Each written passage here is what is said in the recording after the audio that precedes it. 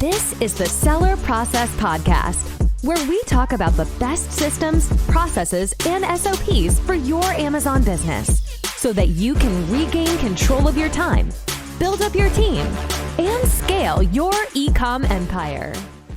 Hello, entrepreneurs. If you're finding yourself struggling with the increase in complexity and competitiveness when selling on Amazon, then this episode is for you. Our guest today will share with us some new marketing strategies that only the top 7 and 8 figure sellers are using to boost their sales and grow their brands on and off Amazon. I'm joined today by Ben Leonard, best known as the founder of Biz Gear. Ben is the classic millennial entrepreneur. He built a business on a laptop, in a cupboard, in his spare time. And the difference is that he grew an international 7-figure business and successfully exited after 3 years. Now Ben is doing it all over again and helping others to do the same with his e-commerce consultancy at benleonard.pro and e-commerce brokerage at ecommercebrokers.co.uk. Hey, Ben, how are you doing? Welcome back. Hey, Gianmarco, it's good to be here. Thanks for having me back on the show.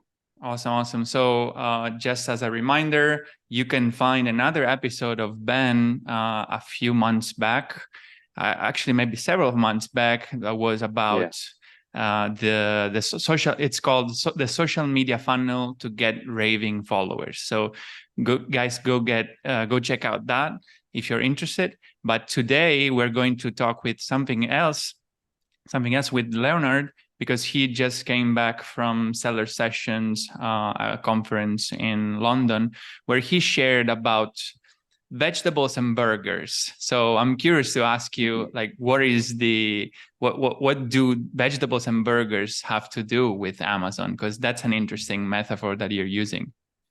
Yeah, sure. Yeah. It's the metaphor that I decided to use when speaking at some events in particular, because the people who attend events, they want the juicy marketing stuff, right? Some of them even want hacks, the short-term hacks. And I wanted to remind them that actually you have to remember what your mom told you when you were a kid, which is to eat your vegetables.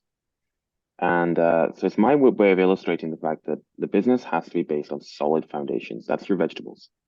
After that, you can layer on top more exciting marketing tactics. Those are your burgers.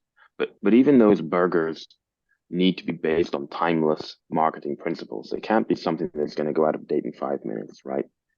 The things that are going to go out of date in 5 minutes are the hacks. And you can sprinkle on a little bit of garnish with hacks, but only after you've eaten your vegetables and your burgers. So that was just my kind of silly way of illustrating that point. And if you want to, we can talk about what vegetables are and what burgers are. Yeah, so basically we'll have them. Our main discussion today will be about the juicy parts, right? The burgers, but definitely, as you said, that's what people want. But it's the tactical advice, the processes that you follow to grow your business. But let's give people also like a taste of vegetables. So what are the foundations that you base those burgers on? Yeah, absolutely. So I'll briefly explain the vegetables, right? It's pretty straightforward, but people still aren't doing it. 90% of the businesses that come to me through e-com brokers are not doing this. So vegetables basically means having a quality product, providing customers with a quality experience, and marketing like a real brand on the back end of the sale. It basically means behaving like a real consumer packaged goods brand. So, I say to people, ask yourselves, what do your favorite brands have? How do they look and feel and behave? What are they doing to connect with you? And I mean, like, your favorite brands could be related to your hobby or your profession, or even the food products in your cupboards. You need to think about what they do and apply that to your business and your brand. So it means having a brand identity that's connected to your audience to make them feel something. And it means having a coherent marketing strategy that makes sense for your audience, which basically means delivering value that they want and need and showing up where they are. Helpful, compelling, and useful, free, engaging content that makes sense for them. Could be on Reddit or Discords or Facebook groups or whatever channel they're using, Instagram or TikTok, so that they know, like, and trust you and see your brand as an authority. Because if they've bought widget 1 from you on Amazon, you want them to remember your brand and come back and buy widget 2 from you rather than go and buy from your competitor. So what happens on the back end is what really matters. And that's the vegetables. And then after you've got that right, then you can start thinking about the juicy fun stuff, and that's the burgers. Okay, perfect. Yeah. I like that you mentioned, the real, like thinking as a real consumer packaged brand, because that's, what you discussed about, like creating an ecosystem, is so true. And it's what people are really missing here. They think they're in the Amazon business, but actually they're like in a broader consumer packaged goods business. So Amazon is just a channel. It's a good channel. It might be your main channel even for years, but you don't have to forget that you belong to this larger ecosystem. So if you want to be successful, you need to behave like the successful brands. So do what what you mentioned they're doing. So let's not forget that we are a real brand. We need to build a real brand if you're serious about growing the business, not just focusing on the those kind of trendy tactics on Amazon that works now and will not work tomorrow, right? So that's essentially the vegetables that you're talking about. Cool. I love it. So people can learn about vegetables in other occasions. Maybe we can have like a full episode about vegetables, but let's get to the meat. What are the burgers? Yeah, and what are the marketing tactics? The main, let's say just the main marketing tactics that you use to grow your business. Sure, yeah. So the thing to remember about the burgers, right, is that even though they're the juicy stuff, they're still based on timeless marketing principles. The things that Seth Godin has taught us, the things that Cialdini has taught us, these classic marketers. And although we're using modern tools, and the platforms will change and the tools will change over time, the principles will always apply. So as I'm explaining some of these ideas, I want people listening and watching to ask themselves, A, how can I apply this to my brand? But B, how can I apply this to my brand with all of the new emerging tech that's coming out all of the time, and constantly have this in your mind? That is how you beat your competition, because your competition is stuck in this Amazon goldfish bowl. They're just constantly chasing sales on Amazon and hoping that somebody's going to come and find them again. But when you use the strategies that I'm going to teach you, you are going to build raving fans who are going to come back to you, and your competitors are completely asleep at the wheel. So these are some of the things that I did with my first brand, and with my new brands now, using things like chatbots, email marketing, blogging, social media, YouTube, podcasts, WhatsApp, and even Zoom calls. In fact, one of these, the social media thing, is something that I explained a bit more in that previous episode we were on. So I really encourage people to go listen to that one, where you're going to get full details on that. So, if you want to, we can start getting into some of the specifics. Right. So yeah, exactly. So you mentioned already one of them. It has been already covered in a past episode. So guys, go check this episode called "The Social Media Funnel to Get Raving Followers." That's explaining very much more details. But also, remember that in every episode we're sharing some complementary materials. So Ben is sharing with us a book with more information about each of these points that we're discussing. And actually, I've been through that already, and so I know which are the burgers that are most interesting, and so that's the one that I would like to discuss with you now. For example, one of the main tactic that it's been kind of people are not using anymore, or they're using it wrong, is chatbots. While you are actually saying that they're not dead, it's not something of the past. They still work if you know how to make them work. So what is your secret, or what is your system to make them work effectively for your brand?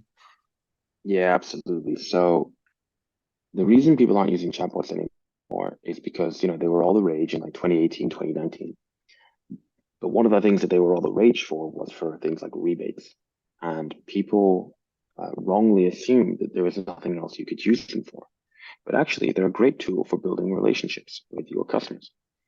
and providing them with value, which compounds over time to bring them back to buy more things from you, and your competitors aren't doing that. So let me give you an example, right? Let's say you have your product. I'll give you an example straight from my old brand, actually, my fitness brand, Beast Gear, and I'm doing this with new brands now as well. So let's say you bought my weightlifting straps, right? It's a strength training product. And inside of the packaging, on an insert perhaps, it tells you, look, to get the user guide to use your product properly, scan this code or go to this URL. And when you do that, you land in my chat. So first of all, I've subscribed you to my chatbot where I can market to you and provide you with helpful content to make you know, like, and trust me. But of course, I promised you a user guide. So the first thing I'm going to do is give you the user guide. So you land in the chatbot, and I say, here's the user guide. You click the button, and you can go and get the user guide, which is hosted on my website. If I want to, I can even put that behind an email gate, so I can get your email address. Now, the trade-off there is that's going to drop the conversion rate because there's more resistance there. You have to put your email address, but most people will want the user guide. Also, if I do it that way, I can pixel you on my website as well. So now I can start running ads to you all over the internet. So now we've got another touch point. Got chatbot, email, and running ads to you because I just pixeled you. But you're happy because I've given you the user guide. Then within the same chatbot, I can do whatever I want. I can offer you a discount code, perhaps on my website or on Amazon or on Walmart or anywhere else I'm taking sales. I'm a big fan of doing it on my own website. And if I do it on my own website, I can actually give you a link that will take you direct to the website and preload the discount in the cart. So you don't even need to type it in. And that reduces resistance and that increases conversion rate. Classic marketing principles. I can tell you that the code is going to expire in 24 hours, which is one of Cialdini's 7 principles of influence, scarcity, right? It's gonna expire. You won't get this in 24 hours. It's also urgency as well, I suppose. And then I can say, hey, would you mind following us on social media? And I can give you a link to whatever channel I like. It's gonna make sense for my audience. It could be Instagram or TikTok or Facebook group or Discord group or whatever I like. Because whilst my competitors are stuck in the Amazon goldfish bowl, constantly chasing a sale on Amazon, I want my brand to be everywhere. I want it to be there when you open Instagram and TikTok. I want it to be showing you ads. I want to be in your email inbox, and I want to be sending you messages and chatbots so that next time you need to buy from me, you remember me. And I don't want to just spam you all the time. I want to be providing you value in all of these channels, showing you that I'm an authority on the topic, helpful, compelling, engaging, useful, free information that makes you know, like, and trust me, which is something that people just selling widgets on Amazon aren't doing. People building a brand like this, building that back-end customer relationship. So that, that's a great way to start using chatbots. We can go deeper if you want, because the great thing about all these tools is they all link together. Yeah, that's actually what I love the most, is that this way it comes back to the concept we mentioned about ecosystem. So you're creating multiple touch points. So as soon as this person gets into your chatbot, it opens up to a number of several other opportunities for you to communicate your brand values, your offers, your products, everything to that customer, and then you start building relationship with the customers and offer so many other options, and make Absolutely. that customer a recurring customer. So I love this technique. I also something else that I saw in your your presentation is that I don't know if you actually can use it in conjunction with chatbots or in a similar way. There are a couple of 2 other tactics that I liked. One is leveraging digital products, and the second one we will come back to that. But I'm curious to know more about digital products. How do you use digital products? Is it also in conjunction with chatbots, or how do you leverage those?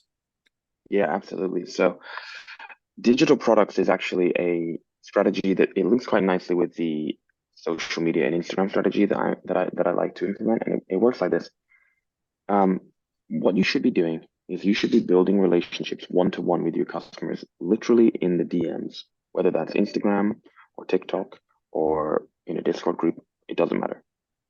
Some people listening will immediately be saying, they'll be shouting at their their podcast app as they listen to this saying, but Ben, that's nonsense. That doesn't scale. I can't talk to all my customers. I'm doing 6 million in sales. And I say that's absolute nonsense. It does scale because I've done it. And so I can tell you it does. You just need to build systems and processes and have a team in place to do it. It absolutely does scale. So what you do is every single person who follows you, posts about you, tags you, you build a relationship with them in the DMs. You can actually get all the details on this on the previous episode that we did. But where digital products comes in is this.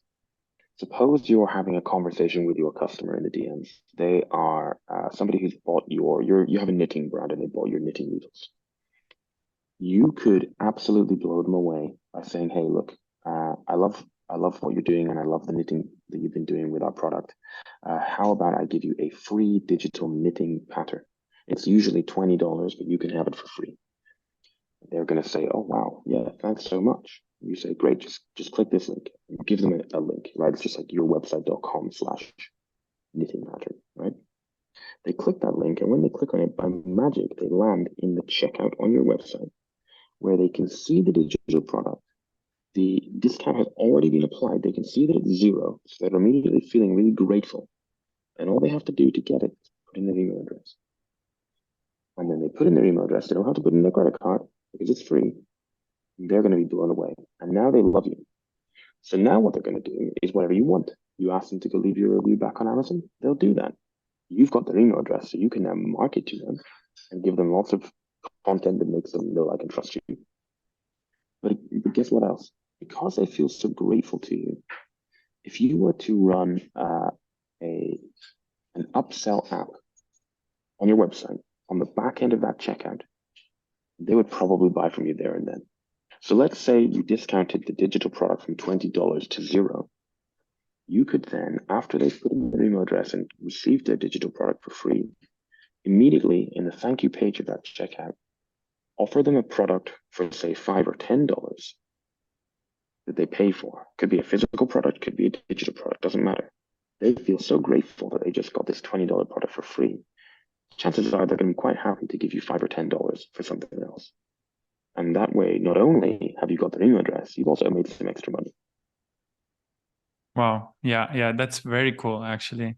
Yeah, like, so I'm thinking, yeah, it could be actually applied to, I mean, when you were saying that, I was thinking maybe it only applies to some categories, but the more I think about it, is the more I think actually you can come up with digital products in any category. It Absolutely, can be like a any. guide. Yeah, as long as you understand the customer persona, it can be something that might not be even related to the product itself, but it can be something that that customer would be interested in, right? So anyway, they will download that ebook or something, and with ChatGPT we can create ebooks easily, right? Yeah, completely. That's the beauty. Yeah, cool. All right, sounds great. So these two are some of the burgers in our basket of weapons that we can use, to refresh our marketing strategy. Another one that I liked from your presentation was the use of WhatsApp, because I think also I've seen WhatsApp having like really high conversion rates because people are not used to see products on WhatsApp. So, and the response rate, it's very high. So tell me more about how do you use WhatsApp in your sales funnel? Yeah, sure. So this is something that I first did with my first brand, Beast Gear, back in around 2017. And this was at a time when there wasn't a WhatsApp API. There now is a WhatsApp API, so you can automate this even more than I first did. The disadvantage of that is that you have really, these days, you have to run it through WhatsApp Business. I used to run it through a personal WhatsApp account. Let me explain what I used to do. Of course, I would encourage everybody who's listening to do their own research into things like GDPR in the countries in which they're operating, right? But here's what I did back in the day. Customers would put their phone number into the checkout on my website, my Shopify site. Because remember, it's not all about Amazon. You're building a real brand. And we used a tool called Integromat, which is rebranded recently to Make, to pull the phone number. And drop it into a Google Sheet, all automatically, zero effort required. And automatically in the Google Sheet, we would append that phone number using a concatenate function to a web.whatsapp link. Twice per day, my team member would go into the Google Sheet and click the link for each phone number, which would open a new web.whatsapp chat. And the WhatsApp account was linked to my landline, which meant I didn't get bothered with replies because you can't get that on your landline. And the only way we read the replies was when my team member logged in. Okay? So she logs in, she opens a new chat with everybody. So let's say you bought from me, Gianmarco, and half an hour later, she opens the chat and she types a message that says, "Thanks for your order, Gianmarco." And she drops a little video into the chat. And it's a pre-recorded video that I recorded in my home office, thanking you for my order. I don't use your name because, of course, I don't know your name. It's a pre-recorded video that we're sending to thousands upon thousands of customers. But it's recorded on my phone. It feels very organic. And it feels like I've just recorded it personally for you. And of course, the written message uses your name because we know your name from the order. You are absolutely blown away when that happens. You just received a personal WhatsApp message from the founder of this brand. You don't get that with the big boys, right? Or with the people that are asleep at the wheel stuck in the Amazon goldfish bowl. And if you've already ordered from me, well, guess what? My automation knows that. We send you a different video that thanks you for ordering a second time. And you also now have a direct line of communication via WhatsApp to my team member who can solve any customer service issues you may have. You're absolutely blown away. You are probably now a fan of my brand for life. We can ask you in WhatsApp to do whatever we like leave reviews, etc. It's an absolutely phenomenal way to build relationships with your customers. Yeah, that's awesome. I really loved that when I saw it first time. Do you think it's more targets more like European customers than US people? What's your experience with that? I did that with my brand selling across Europe. I did not do that in the US, and I'm not doing it now in the US either, full disclosure. There might be a slight cultural difference, but I think the natural and organic way that I did it, the fact that it was clearly just a normal guy sending a nice video thanking you for placing an order, small family business, etc. And the fact that they'd ordered from this was an order from my website, not Amazon, meant that people were absolutely fine with it. We sent thousands upon thousands of these messages, and I would remember if we'd had any complaints. No complaints. Yeah, None. of course. Yeah, no, Everybody I understand. happy. Yeah. What I meant, why I mentioned the US or Europe is that I'm thinking that maybe in the US it's more common using Messenger as a messaging app or even SMS, which is crazy to me that they're still using SMS. But in Europe, WhatsApp, obviously it's like everybody has WhatsApp, so I think it's a perfect fit for European market. But maybe US people use more like Messenger or SMS. Right. So yeah, you could be right. Yeah. Okay. But that's indeed like a very interesting thing. So, but actually it can be even used the same way, maybe through, just a little bit different, the tools that we use, but through chatbots, coming back to what we mentioned before, in the US, maybe chatbots might work better. And in Europe, WhatsApp should work very well. I actually know other cases where WhatsApp worked well, even outside of physical products, even services. I know some people using it for services, and it worked very well for them. That's great. I don't think it's an either or. I think I use them in different situations for different reasons, and they're both great. Yeah. Right. Okay. Cool. All right. So another thing, this is totally new to me. Something I've heard for the first time was that you use Zoom calls and podcasts. So I want to talk about both. What about Zoom calls? What do you do? I know nothing about that. It's the first time I heard. Let's imagine you have a product that needs education, right? You want to make sure that your customer can understand how to use it properly. So could be you are selling lawnmower oil and you want to make sure they put it in their lawnmower properly. Or it could be you're selling knitting products and you want to help them start their knitting pattern. or you're selling new replacement skateboard wheels and you want to help them replace their skateboard wheels. Or it could be like me, you are selling boxing hand wraps and you want the customer to be able to wrap their hands for boxing properly. What if your insert had a QR code or URL that took them direct to a Calendly link where they can book a private lesson with you to learn how to use the product properly? Now, people are going to be listening saying, but Ben, that won't scale.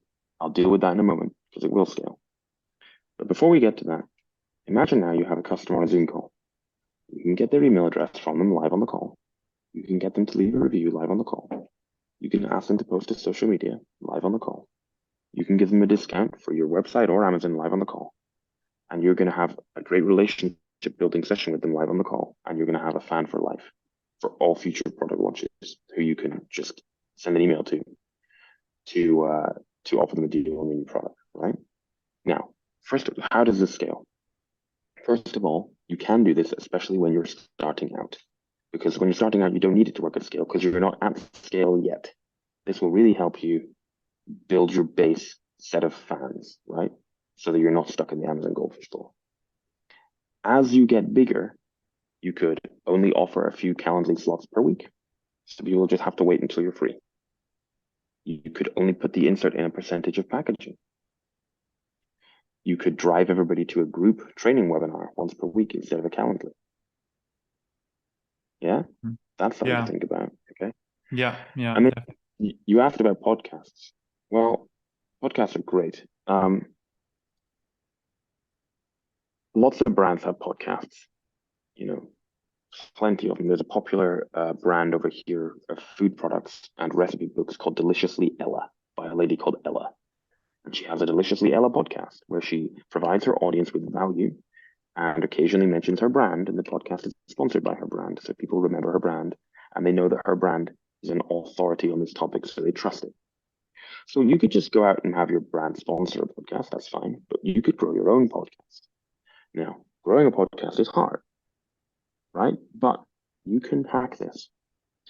So if people want to check this out, they can actually see this working for themselves right now. So everybody pull up your phone or your laptop and go to www.benleonard.pro/pod. BenLeonard.pro/pod. BenLeonard.pro/pod. Now, here's what happens. The reason I'm showing you that before I explain it is because you need to see it in action.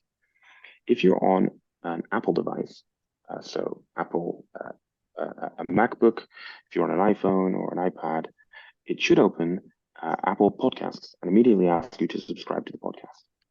99% of people are just going to click yes because people like to click yes. People click buttons. If you're on Windows or Android, you'll just land on the podcast's landing page, which ain't bad, but it's not the best.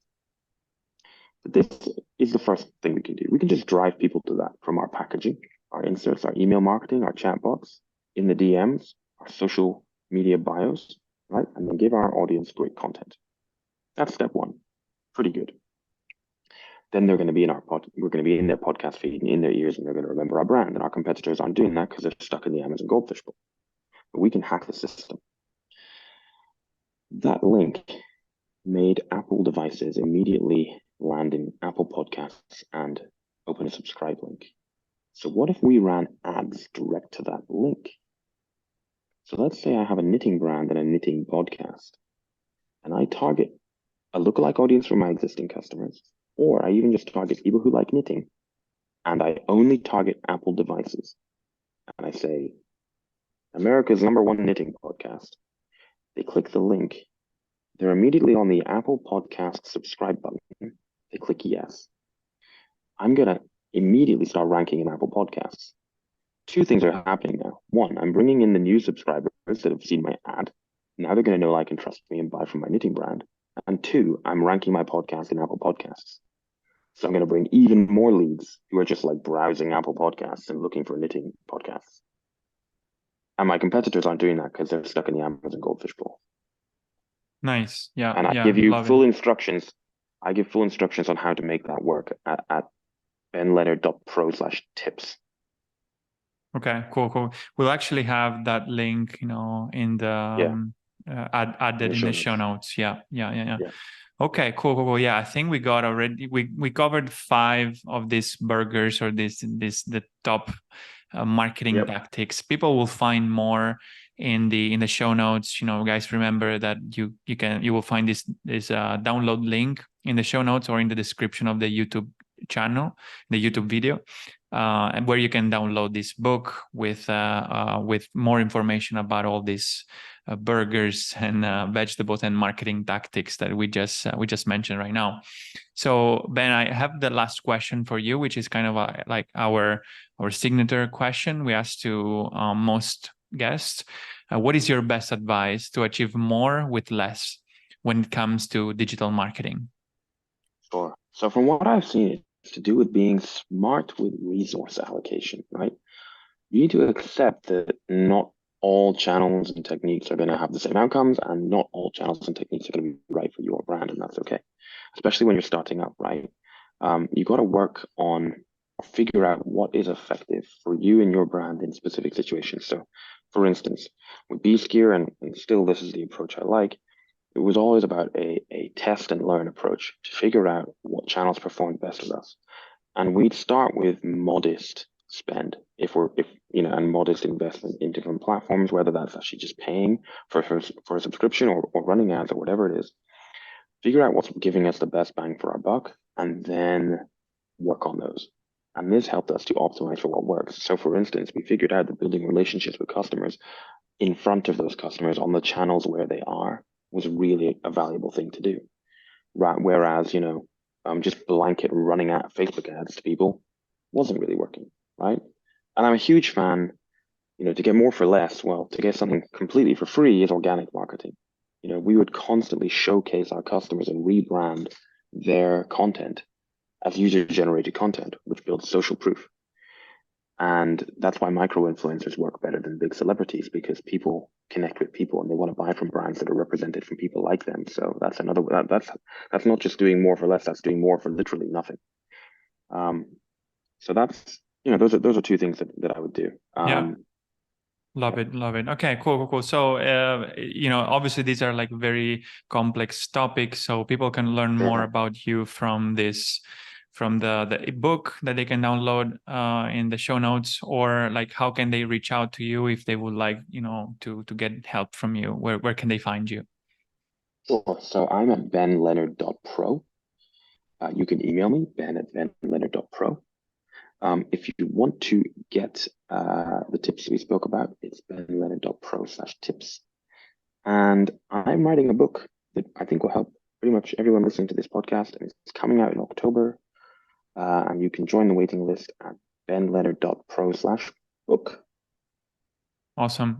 Yeah, okay. I'm looking forward for that book. I didn't know about that. So yeah, that would be really cool. I'll make sure we'll also share it in this channel. Cool. Yeah. Thank you, Ben, for coming again. It was really cool. Thanks for having me.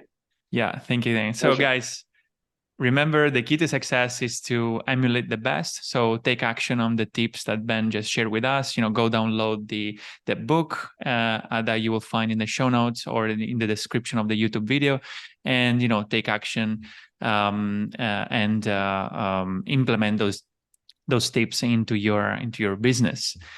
So guys, I wish you to have a productive week, and I'll see you in the next episode. Bye. Hey entrepreneurs, I hope you enjoyed the episode and learned something from the interview. If you're serious about creating systems for your business, automating processes and building up your team so that you can transfer the tedious daily tasks in order to focus on more high-level strategic tasks and work on your business and not in your business, I've created a guide for Amazon sellers named Capturing Systems and Creating SOPs that you can find at thesellerprocess.com/systems ebook, where you will learn how to leverage systems and SOPs in your Amazon business so that you can accomplish more by working less, optimize your time, automate and delegate tasks, and reap the benefits of being a true business owner and not simply an operator in your own business. Go download the ebook at thesellerprocess.com/systems ebook and start implementing all the tips and insights that I share with you. And leave us a review or a comment to let us know how the content we are sharing here is making an impact in your business. And have a productive week.